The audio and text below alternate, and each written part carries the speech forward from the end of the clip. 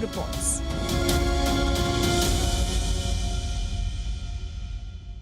Hello and welcome to this very special broadcast from Ukraine. We are with the Ukrainian Reserve Forces as they train today, and we'll bring you up to speed with what's happening in this conflict as both sides, the Russian military and the NATO troops deployed in Europe, and of course the Ukrainian military getting ready for what may be an invasion.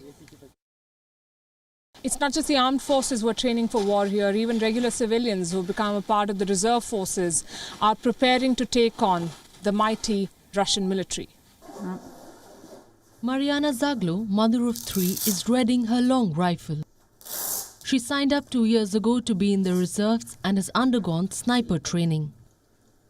This 52-year-old defense reservist insists she is willing to fight to defend her country. I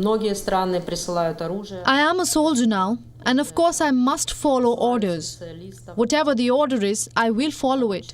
I will not kill people, but I will protect my home. Ukrainians, hardened by the years of conflict, are not panicking and are readying themselves in case the worst does come. There are enough weapons for everyone. And if you want to get a weapon and go to war, the Ukrainian authorities will give it to you. It will not take much time. Personally, I went through 30 days of training and they gave me a machine gun. The situation in Kharkiv, just 40 kilometers from the border, where tens of thousands of Russian troops have massed, feels particularly perilous. Kharkiv is Ukraine's second largest city, and people here have been preparing to abandon their civilian lives and fight back if Russian forces invade. You need to be brave and strong if the enemy crosses our borders. The time has come to be protectors, not only warriors. May God bless you. Our brothers have been killing us for the past 8 years. I feel rage. If behind the border they knew that here, they will be rebel. They would not dare come here because they would understand Grozny will seem like a childish thing. Members of a Ukrainian paramilitary unit have begun training civilian volunteers in the capital city in case of an invasion. The main task is to train the civilians in Kiev, and once we get enough Americans, we can form a unit and go to the front. But communication is key. If we don't have enough English speakers to form a coherent unit, then there's no point in deploying to the front. The Georgian Legion, formed in large part by ethnic Georgian volunteers to fight against Russian aggression in Ukraine in 2014, now includes people of various nationalities. I'm here for the reason why all these guys are here. At the same time, we're all here to fight against the Russian aggression, and the main thing is that we're here to support this country and to help them to get through this fight for their freedom and for their rights that they want out of this Russian tyranny and barbarian regime that they use, especially with the Ukrainian people that they have been murdering and doing a lot of bad things the last 8 years.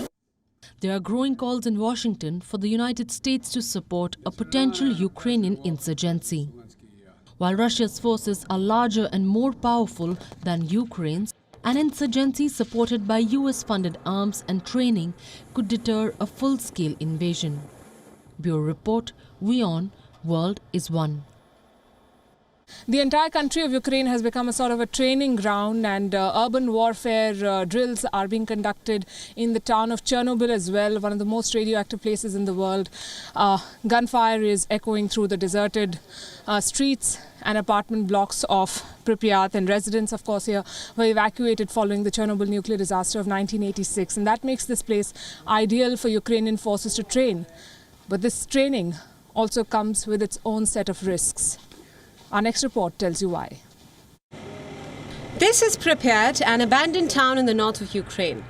Just over 10 kilometers away from the Belarus border, the ghost town is part of the Chernobyl exclusion zone, which means that no one lives here. Everyone was evacuated after the nuclear reactor disaster in 1986. But for the Ukrainian troops, this makes Pripyat perfect. They can train here. They can practice clearing armed attackers, target mortar fire and take on snipers in urban conditions. The purpose of these exercises was to work out the scenario, the seizure of the premises and its liberation, what you saw by the National Guard. The second is to practice the work of a sniper couple. You've seen how it works. But conducting exercises here has its own risks. Ahead of the training, workers with Geiger counters had to scan the route to ensure that there are no radioactive hotspots. The control shows 0.18 microsieverts at a rate of 0.5.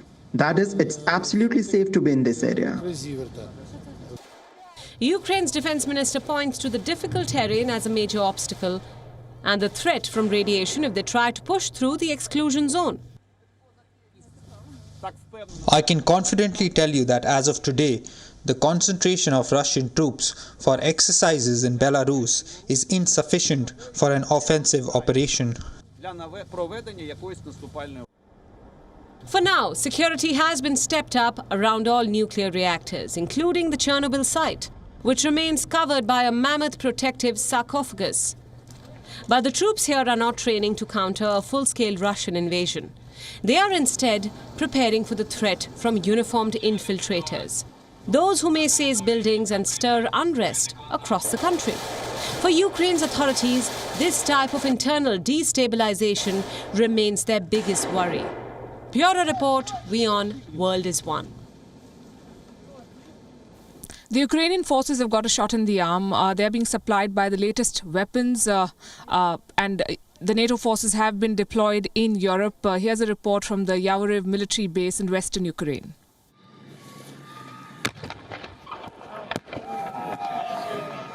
This is the Yavoriv military base in western Ukraine. Ukrainian troops are busy checking these brand new weapons. These anti-tank missiles, launchers and other military hardware have been sent by the United States. Ця зброя дозволить зупинити і These weapons will help stop military vehicles, damage them, якщо and буде in the бій в urban environment, урбанізованій they will allow us to місцевості, вона destroy дозволить buildings where the enemy розбити hides. споруди, за якою буде ховатися ворог. These weapons are part of a $200 million security package to help Kiev as it braces for a possible Russian military offensive. But the ground troops say they need more ammunition. Потрібно більше снарядів, більше пострілів, тобто більше практики. It is great we had the opportunity to train today, but we need to train every day. It was good to receive 2,000 weapons, but we need more. More weapons, more explosives, and more targeting instruments, definitely. Більше набоїв, прицілів більше, тобто оптики необхідно. In the face of Russia's latest build-up, some Western allies, led by the United States, have stepped up deliveries of arms to Kiev that could be used to ward off an attack. The United States has provided some $2.5 billion in military aid since 2014, and training from NATO allies, including Canada and Britain, has helped bolster battle readiness. Also, after years of conflict, Ukraine's forces are combat experienced and highly motivated. Despite the improvements, military analysts say Ukraine's military remains massively outgunned and outmanned by Moscow's vastly superior armed forces. Bureau Report, WION, World is One. The Russians have deployed more than 100,000 troops along the border and they've also set up field hospitals, blood banks. Of course, Moscow denies that it plans to invade Ukraine, but the Ukrainians are not taking any chances. Here's a report on the kind of drills being conducted by the Russian military in preparation for what could be an invasion. Russia is busy holding multiple drills around Ukraine's border. Ground drills in Voronezh region, some 300 kilometers from the Ukrainian border, a series of exercises on ground, air and water. However, Moscow asserts that it has no intentions to invade Ukraine. But on ground, the big guns are booming.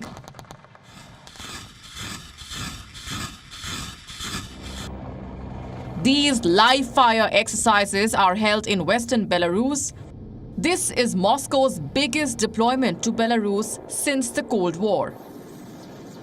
The presence of a large Russian force in Belarus has added to Western fears that Russia could be preparing to attack Ukraine on multiple fronts. But Kiev does not believe Russia is capable of mounting an invasion of Ukraine from the territory of Belarus.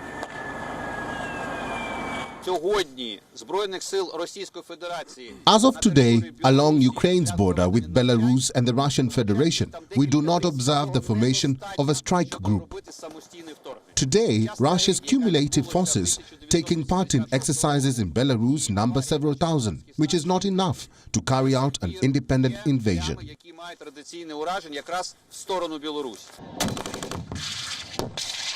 Belarus says the exercises are needed due to military buildups in Ukraine, Poland and the Baltic states.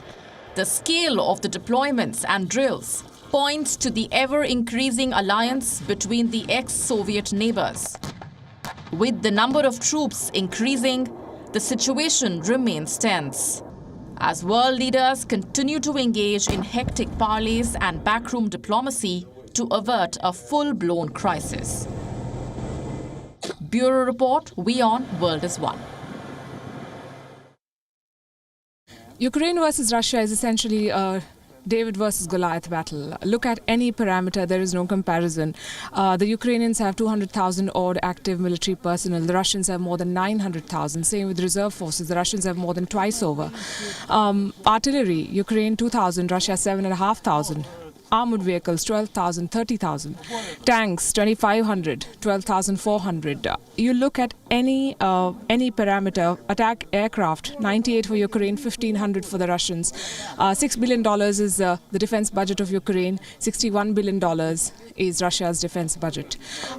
So on its own, Ukraine is no match for the Russians, but that's not stopping these people from preparing for any eventuality. This is one of the groups of the reserve forces, the territorial defense forces, which are training for battle. They will be an auxiliary force to back up the infantry, and the Ukrainian Defense Ministry announced that they are actively recruiting in these forces, and they are looking to spread them across 25 regions. 150 battalions is what they're working on, with more than 600 troops in each battalion, and they're getting war ready. Russia and Ukraine are the two largest countries in Europe. The neighbors were once part of the 15 Soviet republics, which made up the USSR. In 1991, following the collapse of the Soviet Union, Ukraine became an independent nation and distanced itself from Russia. Since then, it has grown into a potent military force, with the second largest military in the region, and second only to the Russian armed forces. But how capable are Ukraine's armed forces to tackle Russia in case of an invasion? Here's a head-to-head comparison. According to the 2022 Global Firepower Index, Russia has a military spending of $61.7 billion.